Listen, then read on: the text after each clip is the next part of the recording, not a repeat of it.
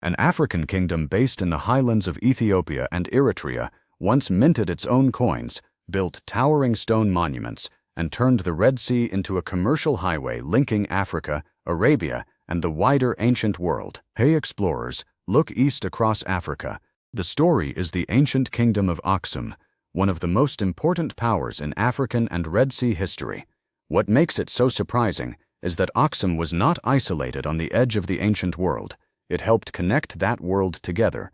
By the end, you will see how a kingdom in the Horn of Africa used ports, coins, faith, and geography to become a force across the Red Sea. This story matters because Aksum changes the map in our heads, placing Africa at the center of ancient trade, diplomacy, and religious transformation. Picture yourself standing in the northern Ethiopian and Eritrean highlands, where steep landscapes rise above routes leading toward the Red Sea. This is where Aksum grew, not as a hidden mountain kingdom, but as a power positioned between inland Africa, Arabia, and the sea lanes beyond. Its location was the first clue to its importance, because goods could move from the African interior toward the coast, then across the Red Sea to markets that reached much farther than the horizon.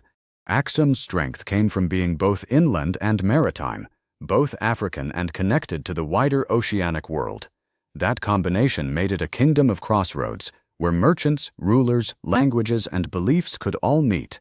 But geography alone does not build a kingdom.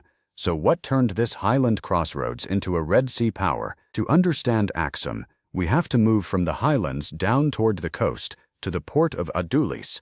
Obelisks was Aksum's doorway to the Red Sea, and through it passed goods that tied the kingdom to Arabia, the Mediterranean world, and Indian Ocean trade routes. Ivory, animal products, aromatics, metals, and other valuable goods could flow outward, while imported objects and ideas flowed back inward. This was not a minor coastal stop, where merchants simply paused for water. It was part of a living trade network that made Aksum visible far beyond Africa.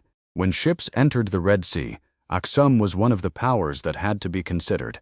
And if merchants far away recognized Aksum, the kingdom found an even more striking way to announce itself. One of the most fascinating things about Aksum is that it minted its own coins.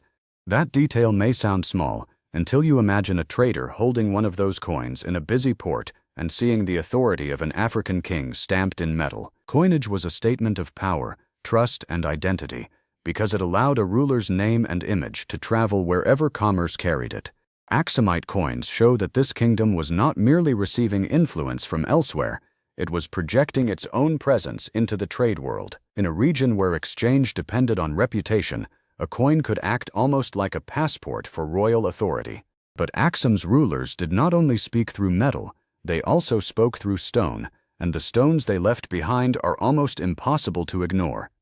At Aksum, enormous stone stelae still rise like frozen shadows from the ancient landscape. These carved monuments were connected to elite burials and royal display, but they also did something larger.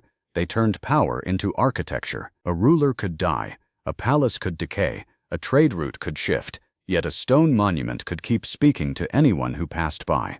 The stelae remind us that Aksum was not only a trading state, it had deep ceremonial traditions, skilled labor, and the ability to organize ambitious construction. They make the kingdom feel immediate because you can look at them and sense the scale of the society that raised them. Still, stone tells only part of the story because Aksum's identity also changed through writing, kingship, and a dramatic religious turn. Among Aksum's rulers, King Ezana stands out because his reign is associated with one of the kingdom's greatest transformations. Aksum adopted Christianity under Ezana, placing the kingdom among the earliest major Christian powers in the world.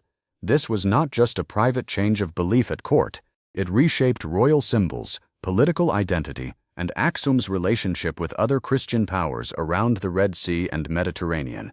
Inscriptions and coins help us see this shift, because symbols of rule began to carry new religious meaning.